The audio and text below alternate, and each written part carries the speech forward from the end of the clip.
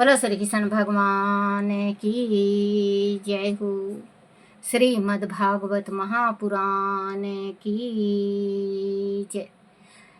श्री मद् भागवत महापुराण का 11वां अध्याय, वत्सासुर और बाकासुर का उद्धार। श्री सुखदेव जी ने कहा, परीक्षित, इस प्रकार भगवान श्री कृष्ण ने अपनी बाल अवस्था में जो क्रीड़ाएं और लीलाएं की, उन पर नंद बाबा और गोप गोपियाओं को विश्वास नहीं हो रहा था। वह उन्हें साधारण बालक ही समझते थे और उन्हें सभी आश्चर्यचकित कर देने वाली घटनाओं को प्रकृति का खेल ही समझते रहे। वह प्रिय गोपिकाओं के कहने पर नाचने लगते तो सारी गोपियाएं हंसते हंसते लोटपोट हो जाती। वह इसी प्रकार ब्रजवासियों को आनंदित करते रहते थे और ऐसा दिखाते रहते थे कि वह अपने सेवकों के वश में है। एक दिन कोई फल बेचने वाली पुकार पुकार कर फल बेचने लगी। उसे सुनकर भगवान अपनी छोटी छोटी हथेलियों में अन्न लेकर बाहर की ओर दौड़े। उन्होंने उसे थोड़े से अन्न से ही उनकी टोकरी भर दी और फल ले लिया। एक दिन बलराम और कृष्ण अपने हम उम्र ग्वाल बालों की टोली के साथ यमुना के तट पर खेल रहे थे। रोहिणी उन्हें आवाज देकर बुला रही थी। वह खेल में इतने मगन थे कि आ ही नहीं रहे थे। तब रोहिणी ने यशोदा को वहां भेजा। यशोदा ने उन्हें जाकर पुकारा और उनसे कहा कि ब्रज राज नंद बाबा कलेवा करने के लिए उन दोनों की बाट जो रहे हैं, वह जल्दी से आ जाएं। परंतु वह दोनों खेल में मस्त थे। तब यशोदा ने दोनों को अपनी दोनों बाहों से पकड़ कर और खींच कर अपने घर लाने लगी। शेष बालकों को उन्होंने घर जाने के लिए कह दिया।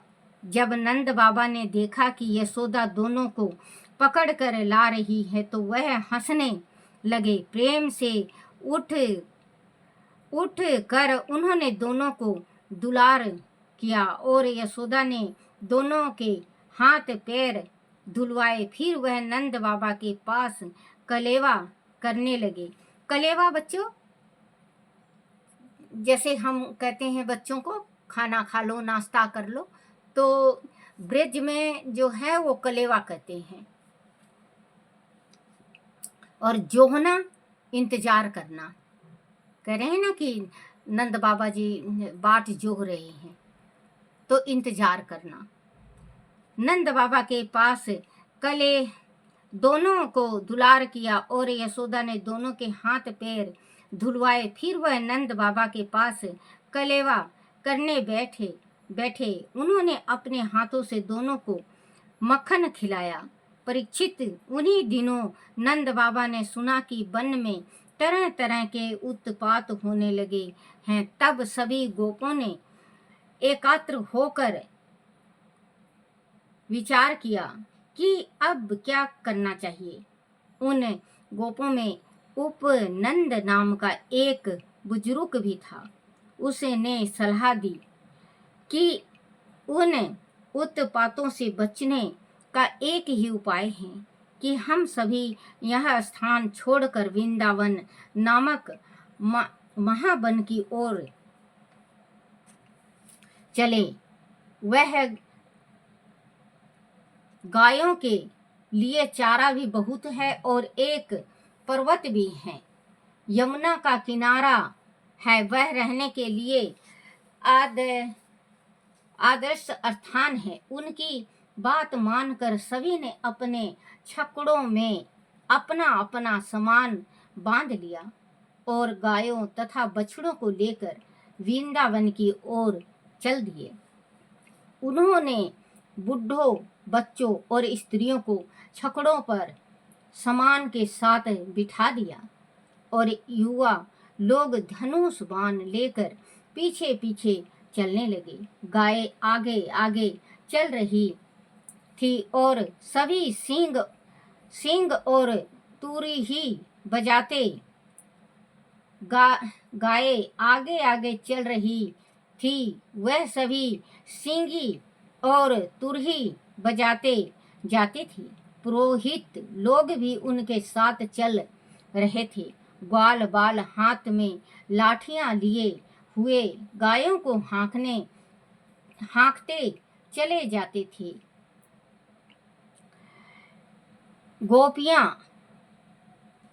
गोपियां सुंदर सुंदर वस्त्र और आभूषण पहने मुस्कुराती हुई छक्कड़ों पर बैठी घूंघट की ओट से अपने अपने पतियों को देखती हुई बड़ी शोभामान हो रही थी।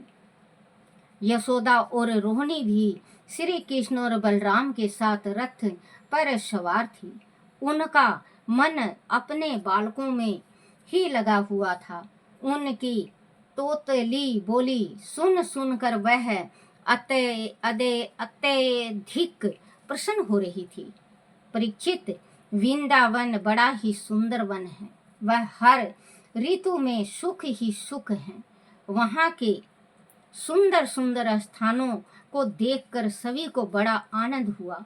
शीघ्र ही सबने वहाँ रहने की व्यवस्था कर ली और एक सुंदर गांव स्थापित कर लिया।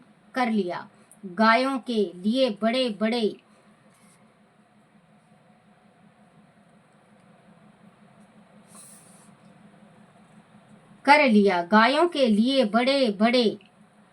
बड़े बना दिया गया। कुछ ही दिनों बाद जब बलराम और कृष्ण कुछ बड़े हुए तो वह अपने मित्रों के साथ गाय चराने के लिए जाने लगे।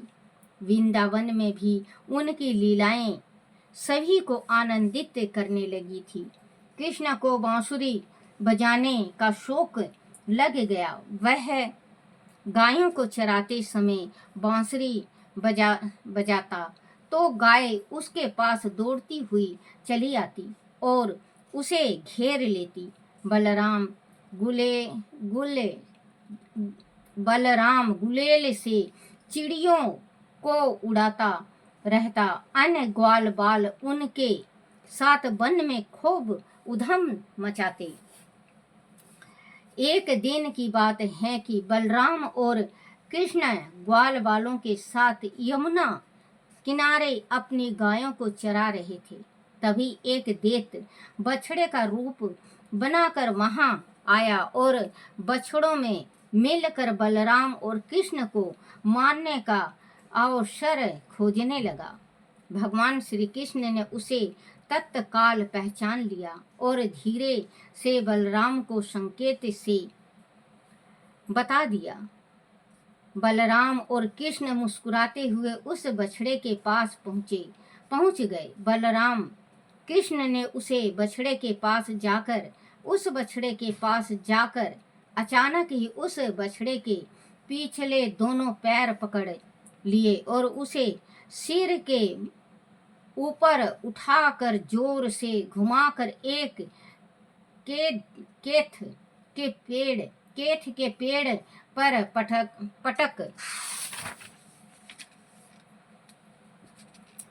पटक दिया। बछड़ा तत्काल मर गया। उसी समय उसके भीतर से राक्षस का शरीर निकला और अपना विकराल मुंह फैलाकर वह बलराम और श्री कृष्ण की ओर झपटा। सारे ओर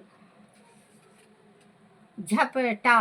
ग्वाल बाल उसे देखकर चित्कार कर उठे, लेकिन कृष्ण ने एक ही घूसे में राक्षस को मार डाला।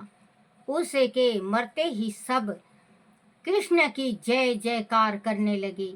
देवताओं ने आकाश से फूल बरसाए।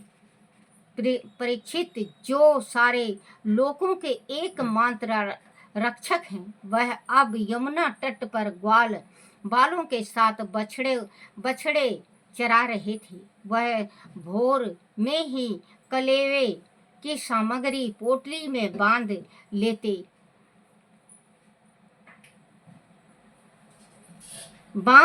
लेते थे और बछड़ों को चराने के लिए एक वन से दूसरे वन में भटकते रहते थे। एक दिन वह अपने बछड़ों को लेकर यमुना तट पर पहुंचे और उन्हें जल पिलाया और स्वयं भी पिया। तब उन्होंने वह एक विशाल बगुले को देखा। वह वक नाम का एक बड़ा भारी असुर था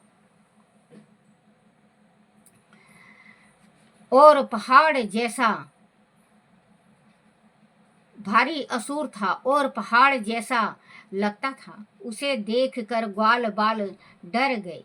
उसकी चोंच बड़ी तीखी थी और वह बड़ा भारी बलवान दिखाई पड़ रहा था। उसने झपटकर श्री कृष्ण को अपनी चोंच में पकड़ लिया और निगल गया। वह देख कर बलराम और ग्वाल बाल शोर मचाने लगे। बगुले के तालू के पास पहुंचकर भगवान श्री कृष्ण ने अपने तेज से उसे बगुले के तालू को जलाना आरंभ कर दिया। दैत्य ने तत्काल उन्हें उगल दिया और फिर बड़ी शीघ्रता से उसने अपनी चोंच को चलाया। वह बाकासुर कंस का मित्र था। इस पर जैसे ही उसने अपनी चोंच चलाई, कृष्ण ने चोंच के दोनों सिरों को अपने हाथों से पकड़ लिया और देखते देखते उन दोनों को फैला दिया, जैसे कोई घास की जड़ को चीर देता है। वह देखकर सभी ग्वाल बालों को भारी आश्चर्य हुआ। सभी ने बाकासुर के मारे जाने पर कृष्ण की स्तुति में गीत गाए। जब वह लौटकर ब्रज में आए तो सभी को उस घटना के बारे में सुनकर बड़ा आश्चर्य हुआ। उन्हें ऐसा लगा कि जैसे कन्हैया मृत्यु के मुख से बचकर आया हो। यशोदा को भारी चिंता होने लगी। उसने अपने पुत्र को अपने हृदय से लगा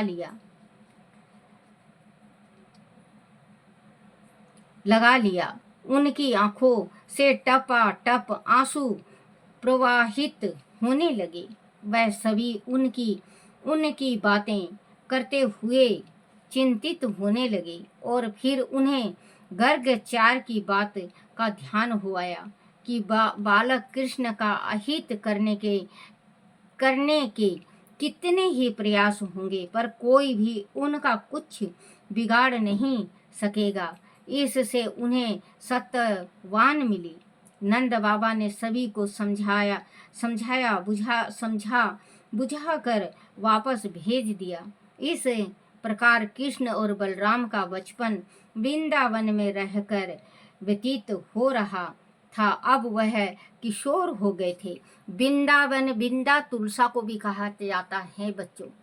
और भारत में एक तुलसी इतनी बड़ी है, पूरा का पूरा बहुत बड़ा पेड़ है, बहुत ही ज्यादा भारी और पेड़ है। वृंदावन पूरे तुलसी थी। वृंदावन को जो कहते हैं हम वृंदावन, तो वृंदावन वन कहते हैं जंगल को। वृंदावन वहां पे भगवान ने अपना स्थान बनाया। वृंदावन की जो कहानी है आपने सुनी भी होगी। वृंदा नाम की राक्षस की पत्नी थी जो विष्णु भगवान ने छल से उसका सतीता भंग किया था और उन्होंने पत्थर हो जाने का श्राप दिया था। उस टाइम से शालिग्राम हुए। और जो तुलसा की शादी होती है, तुलसा का, तो वो शालिग्राम के साथ शादी होती है। तो बच्चों कहते हैं कि जो कृष्ण भगवान ने जो लीला की, बाल लीला, बच्चों जब हम पढ़ते हैं या सुनते हैं, हमारा मन यही करता है कि काश हम भी होते, शायद होंगे भी, आप होंगे। देखो बच्चों, ये तो भगवान को पता है, भगवान को पता है। जिस टाइम इन्होंने गीता का ज्ञान दे दिया अर्जुन को, तो वो इन्होंने कहा कृष्ण भगवान ने कि अर्जुन मैं सूर्य को भी ये ज्ञान दिया हूँ। तो वो कहने लगी वो तो कई अरबों साल से हैं और हम तो अब हुए हैं। तो कृष्ण भगवान ने कहा कि अर्जुन तुझे याद नहीं है, हमारे कई जन्मों का साथ है, तू नर होता था, मैं नारायण। बद्रीनाथ में भी अपने तपस्या किया, तू नर था, मैं नारायण। एक तरफ बद्रीनाथ में एक तरफ नर का मंदिर है, एक तरफ नारायण का मंदिर है। तो कहते हैं बच्चों, भगवान भक्तों के बस में है। एक भजन भी है, भगवान भक्तों के बस में होते आए देखे हैं, क्योंकि भगवान भक्त के बस में होते हैं और भगवान के साथ ही, भक्त के साथ भगवान का। अब बच्चों कहते हैं कि भगवान आते जाते नहीं, भगवान को किसी ने देखा नहीं। एक बात ये सोचो, भगवान कदम कदम पे हमें संकेत करते हैं, कदम कदम पे सहारा देते हैं, कदम कदम पे साथ देते हैं। हम मूर्ख हैं, हम अज्ञानी हैं, क्योंकि हम अपने दिल की बात भगवान को ना बता के हम और किसी को बता देते हैं, अड़ोस पड़ोस को बता देते हैं, भाईचारा को। वो हमारी एक बात का 20 बात बन के उठता है। हम अगर भगवान के पास अपना दुख रोएं तो भगवान किससे कहेंगे? भगवान हल करेंगे, भगवान हल करेंगे। लेकिन हमारे में सब्र और संतोष नहीं है, इतना सब्र संतोष नहीं है। अब आप ये लगाओ, भगवान सजा भी देते हैं, भगवान परीक्षा भी लेते हैं, भगवान गरीबी भी देते हैं, भगवान धनवान भी बनाते हैं। तो सुदामा था, जिस टाइम ये पढ़ रहे थे गुरुकुल में, तो गुरु माता ने जो दिया था चने, बारिश होगी बहुत ज्यादा जंगल में, एक पेड़ में कृष्ण भगवान थे, एक पेड़ में सुदामा। जब भी कहते हैं कि प्रसाद ज्यादा नहीं खाना चाहिए, कभी भी प्रसाद अपनों को ज्यादा नहीं देना चाहिए या खुद को प्रसाद ज्यादा नहीं खाना चाहिए, भगवान सजा जरूर देता है उसका। तो गुरु माता ने जो चने दिए थे तो वो सुदामा के पास रह गया था। अब उस साइड कृष्ण भगवान, इस साइड सुदामा। तो सुदामा को नहीं पता था कि ये भगवान है। अब भूख भी लगी, दोनों को बोले सुदामा भूख लगी है और बारिश और आंधी बहुत जोर का हो रहा है। बोले हाँ कृष्ण कान्हा बहुत तेज हो रहा है। बोले बारिश रुकेगी जब देखी जाएगी। अपने हो गए और ये चना खाने लगा सुदामा, तो चना कुटरुम कुटरुम करे।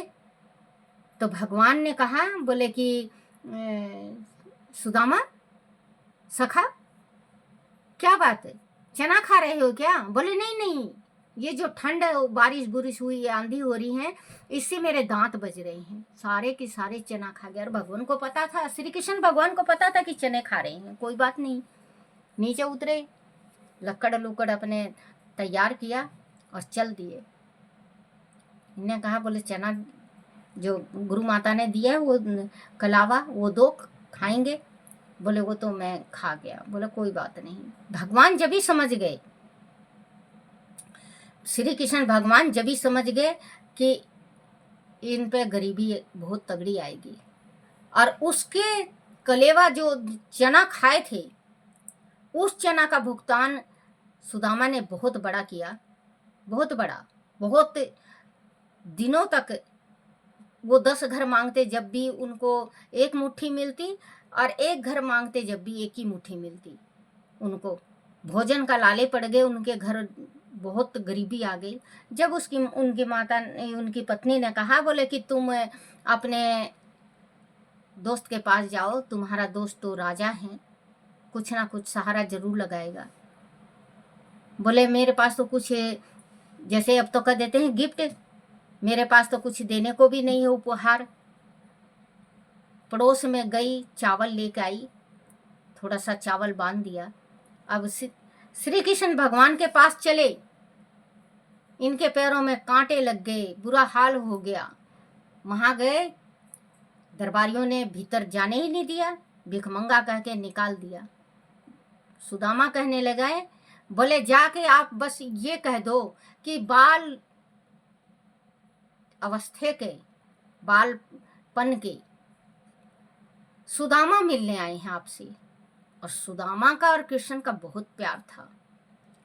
किसी ने जाके कहा, ये अपने मस्त बैठे हुए थे श्री कृष्ण भगवान सिंहासन पे, किसी ने कहा जाके कि आपका बाल सखा आया हुआ है, नाम सुदामा, बाल सखा आया हुआ है। तो उन्होंने पूछा कि नाम क्या है? श्री कृष्ण ने कहे सुदामा। भगवान जैसे थे वैसे ही एकदम दौड़े भागे, कहीं पे उनका फटका, नंगे पैर, बाल खिंडे हुए और भगवान भगे जा रहे हैं, सुदामा मेरे मित्र, सुदामा मेरे मित्र करते हुए भगे। उनके पीछे रुक्मन, जो रानियां पटरानियां सारे भजे आई और गले लगा लिया, अंदर ले गए, अपने सिंहासन पे बिठाया। मित्र तेरी हालत क्या हो गई? मित्र तूने याद भी नहीं किया, कितने वर्ष बीत गए और तुमने मुझे याद तक नहीं किया। कह किया सखा, बहुत याद किया, लेकिन कहाँ राजा रंक, कहाँ गंगू तेली। बोले मित्रता में अमीरी और गरीबी नहीं देखी जाती। जो मित्र अमीरी और गरीबी देखता है वो मित्र नहीं होता सच्चा। सखा तू तो मेरा सच्चा मित्र है। काश उस दिन तूने वो खाई ना होती चना। रोते गए, अपनी बालपन का बात बताते गए, रोते गए, आंसुओं से पैर धोते गए। उनका पैर धोया, बड़े बड़े मोटे मोटे छाले थे, कांटे थे, अपने फटके से उनके पैर को साफ किया। क्योंकि कहते हैं ब्राह्मण की ऊंचाई और पदवी बहुत बड़ी होती है। भगवान को, श्री कृष्ण को देखो, ब्राह्मण सुदामा था, उनका पैर साफ किया अपने फटके से, आंसुओं से पैर धोया। सखा मेरी भाभी ने क्या दिया? चावल की पोटली कभी इधर लुका लेते, कभी इधर लुका लेते। शर्मिंदगी महसूस करते राजा के सामने, मेरी क्या औकात चावल देने की। श्री कृष्ण ने सुदामा के हाथों से चावल ले लिया और देखा और खोला। बोलो हो, इतने अच्छे भाभी ने पकवान भेजे हैं मेरे वास्ते, प्रेम से। भगवान प्रेम के भूखे हैं। उन्होंने एक मुट्ठी खाया, एक लोक दे दिया दान में, दूसरी मुट्ठी खाया, दूसरा लोक दे दिया। तीसरी मुट्ठी जैसे ही खाने लगे, रुक्मन ने हाथ पकड़ ली, कहने लगी, स्वामी 2 लोक दे दिए, तीसरा लोक दोगे तो कहाँ रहेंगे सब। भगवान जब भी रुक जाते हैं। सुदामा कहता है 1-2 महीना रहने के बाद, कहता है सखा मैं चल रहा हूँ। मुंह से कह नहीं सकता कि बच्चे भूखे बैठे हैं। सुदामा खाता है रोटी, लेकिन उसका आत्मा रोता है, मैं तो यहाँ पे 56 भोग खा रहा हूँ, मेरे बच्चे भूखे हैं, मेरे बच्चों को आज भोजन मिली होगी कि नहीं। भगवान समझ जाते हैं और भगवान ने तो दे दिया उनको, 2 लोक दे दिया। बच्चों, श्री कृष्ण भगवान से विदा लेके जिस टाइम चलते हैं, रास्ते में रोते हैं सुदामा और ये भजन गाते हैं, मुझे पूरा नहीं आता है। बनी बनी के सबसे साथी, बिगड़े पे कोई यार नहीं।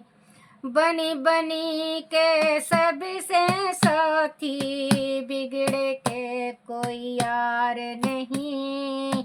जो बिगड़े पे साथ देवे तो उसे के जैसा यार नहीं।